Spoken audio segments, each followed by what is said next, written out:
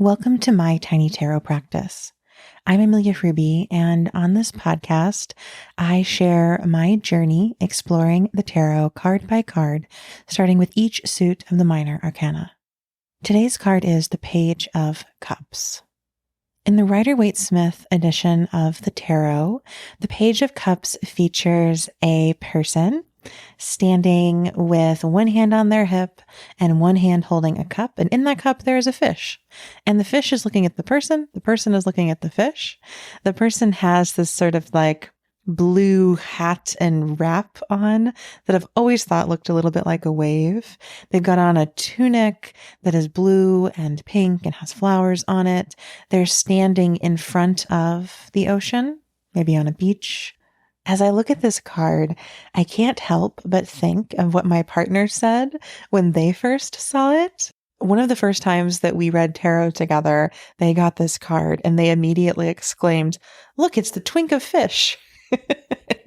That is what I think of every single time this card comes up in a reading now. In many interpretations of the tarot, the Page of Cups is seen as a budding love or a sign that a new love might come into your life or that you might find your muse. The court cards are often interpreted as representing people. And so sometimes we will see these interpretations where the cards are lended a more like prophetic nature, and we're told that they represent human beings who are going to come into our lives or who are already in our lives. I tend to think of the court cards less as other people and more as different versions of ourselves.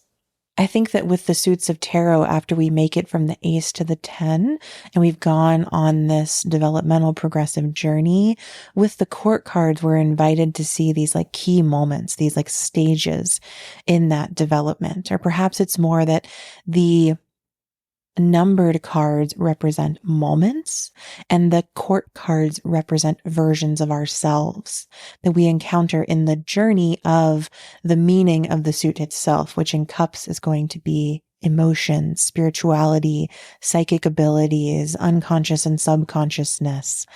And so with the Page of Cups, I think we see our most childlike emotional self. I love how Jessica Dorr in Tarot for Change reads the Page of Cups as our sensitive inner child. When we enter the world as infants, as children, our relationship to our emotions is often really different than it is when we're adults or at later stages in our lives. And with the Page of Cups, perhaps we're invited to re-engage that inner child, to reconnect with the more sensitive, tender parts of ourselves, and to learn from the wisdom that they hold. I think that we can learn a lot from the simplicity of the rawness of our feelings sometimes. As we get older, I often hear people say that their feelings are so complicated or confusing or challenging. But what if they were just simple invitations, simple arrivals, things that we could notice?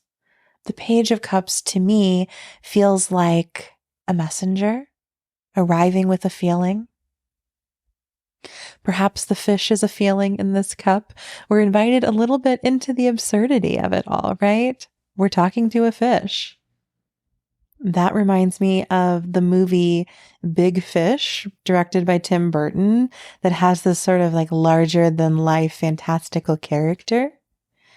And in that movie, there's a whole plot line of distinguishing fantasy from reality.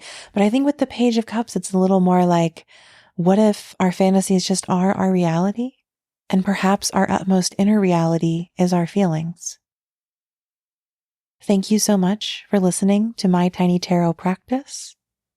If you'd like to reference any of the books that I mentioned in this episode, you can head to the show notes and find my bookshop link where I've curated a list of my favorite tarot and magical resources. If you make a purchase through that link, I'll receive a small affiliate payment that helps me keep making this podcast.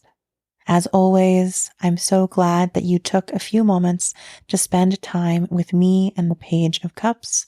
I hope that you too might now think of this card as the twink of fish, and I wish you a wonderful day.